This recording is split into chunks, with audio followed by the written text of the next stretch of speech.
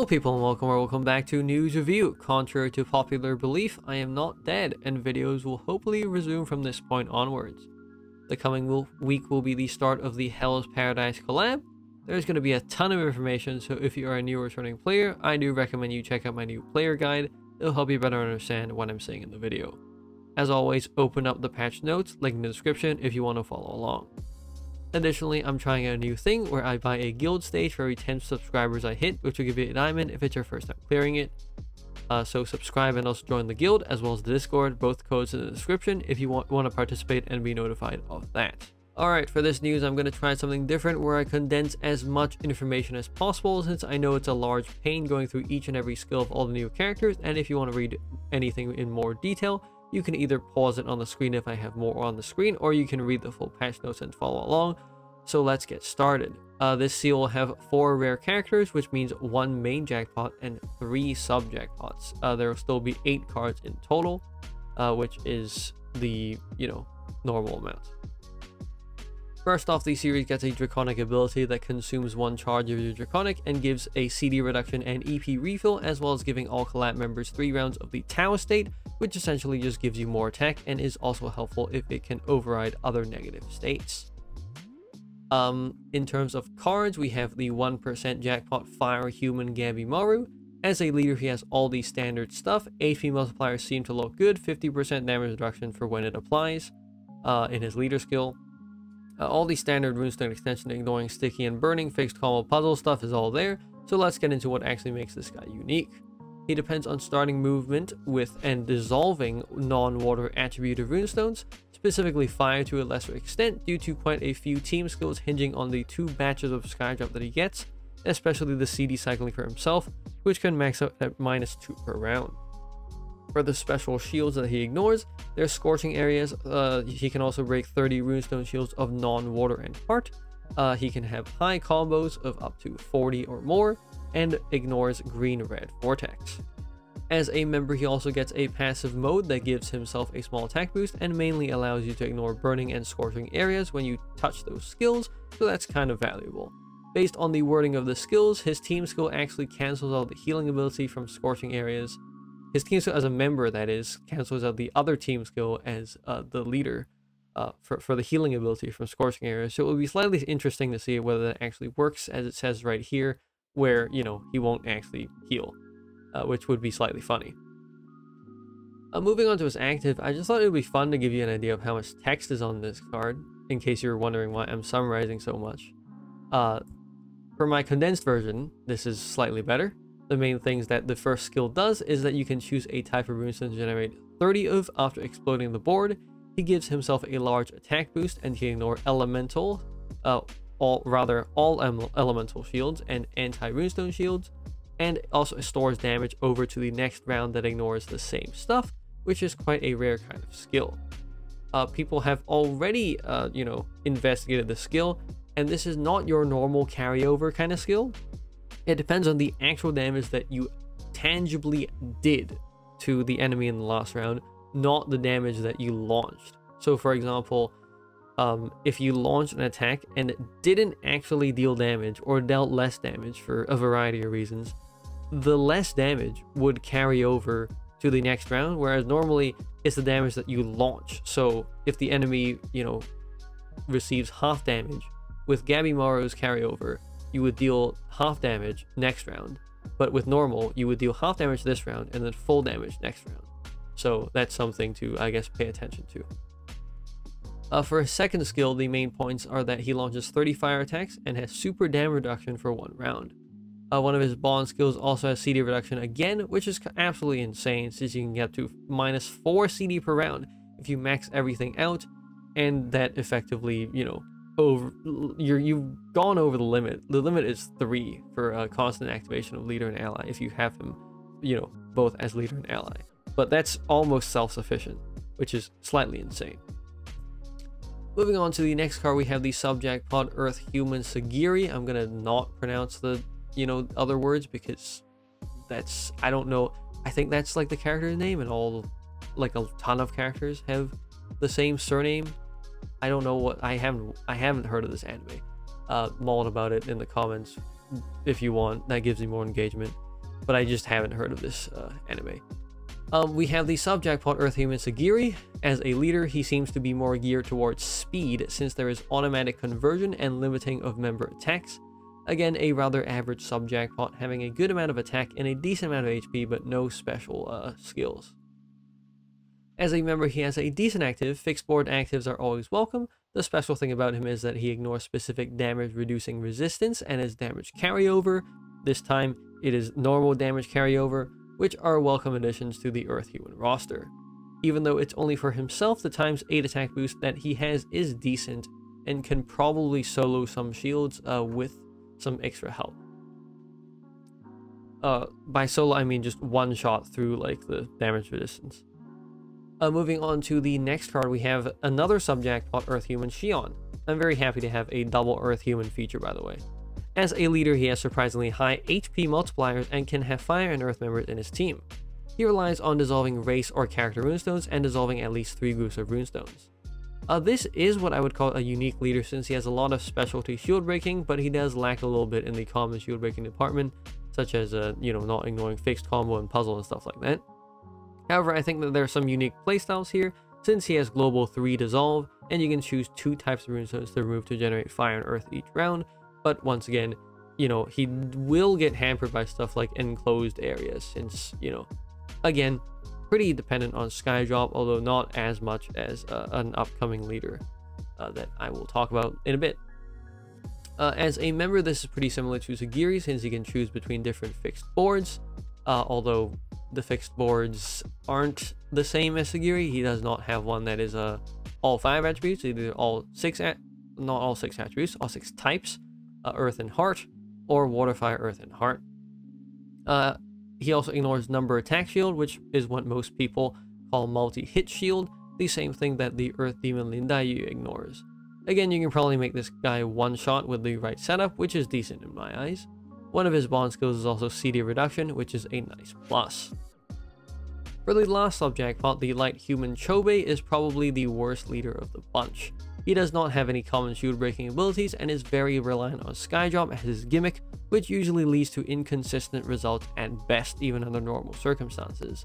I would recommend you not use this card as a leader, and let's move on to his active. As a member, his active isn't much better. This is an extremely repetitive card due to the existing cards in the light human pool. He launches quintet attacks, which on paper is kind of rare if you think about it, but 7 previous light humans also do so.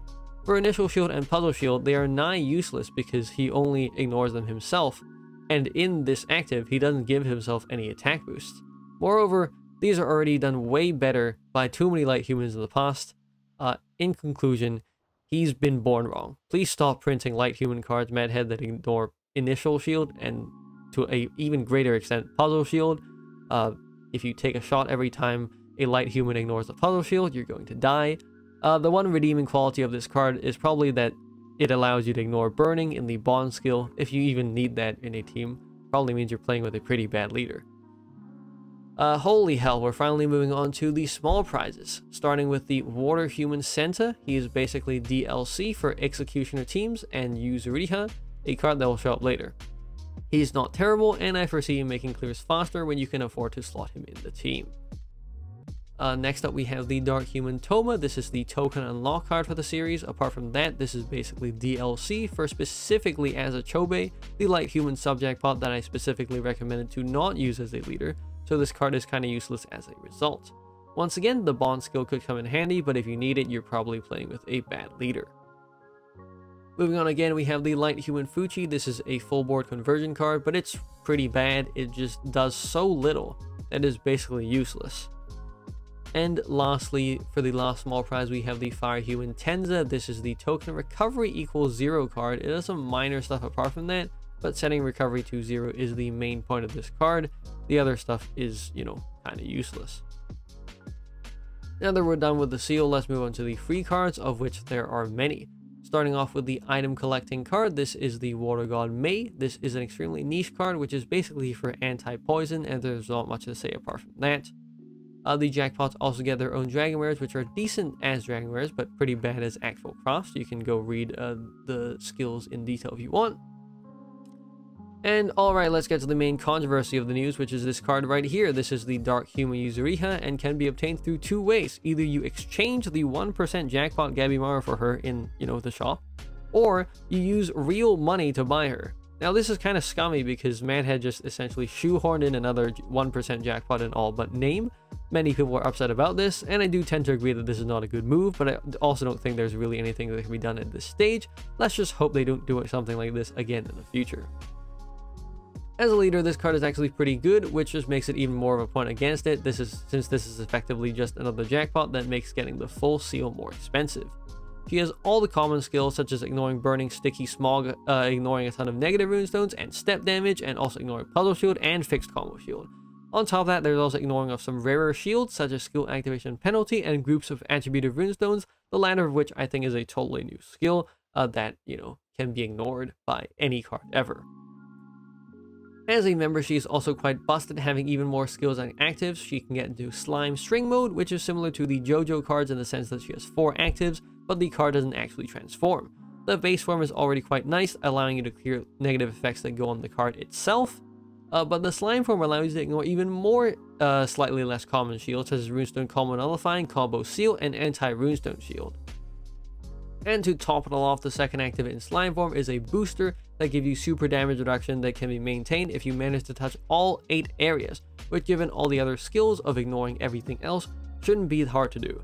What an absolutely overtuned card that ignores everything. This is, in terms of card design, probably my least favorite of just making the card ignore absolutely everything. And of course, she also has her own Dragonware, which is fine-ish. None of the skills are especially fantastic. Now that we're actually done with the seal cards, after that sneaky edition, we'll have the reward for collecting all 8 seal cards, because of course the seal has that. Yuzuriha does not count for the 8 seal cards, by the way. That is, I suppose, a good thing out of a bad thing. We have the light human Gabimaru's wife. She is essentially Gabimaru DLC, which covers up a few of the weaknesses that Gabimaru does not innately ignore, but is nearly useless outside of a Gabimaru team. The only surviving skill being that you restore cracked positions, which is getting less and less rare as time goes on. Finally, moving on to the truly free cards, we have a new ultimate stage, Earth Human Rokurota. This card is kind of useless because it destroys quite a lot of the board and isn't even the first ever Earth Human to stun enemies. But if you want to stun enemies right from the get-go and you don't need any of the other skills, and that's worth a slot, maybe I'll use him someday. Who knows? And next up is a challenge stage water human Nurugai. As if there wasn't enough CD reduction to go around, this card provides even more CD reduction, which I'm not sure is even worth it at this point due to diminishing returns, but it seems decent overall. For our last free card, we return to OC content with a Fire Demon Battle Pass card, Elizabeth.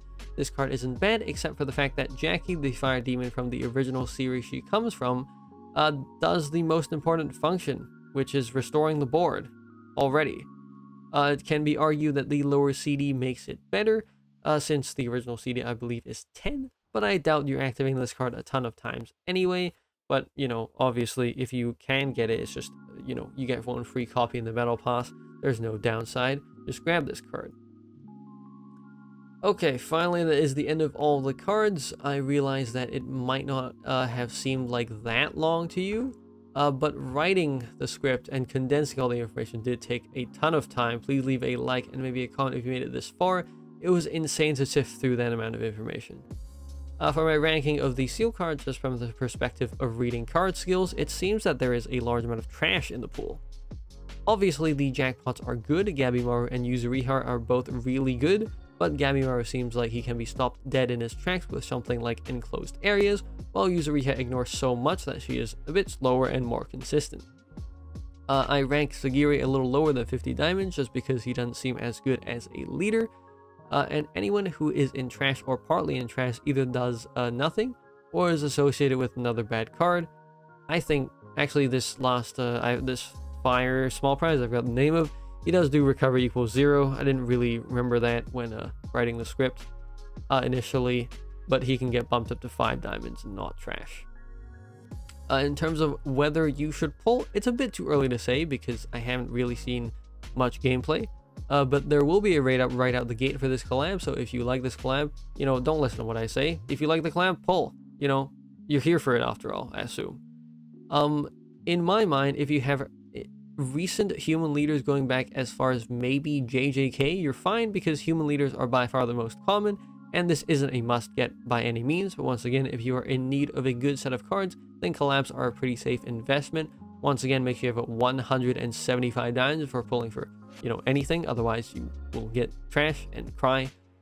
Personally, I'm probably gonna stop once I get both the Earth Human sub jackpots, since I'm still trying to save a bit of diamonds. But they are pretty good members, and I am biased towards Earth Humans. But the objective view is that, you know, this isn't a must get, and once again, human leaders are very, very common. For the ranking of the free cards, they're all pretty bad, since they don't do much, and there's all there really is to say about that. All of these cards are pretty bad.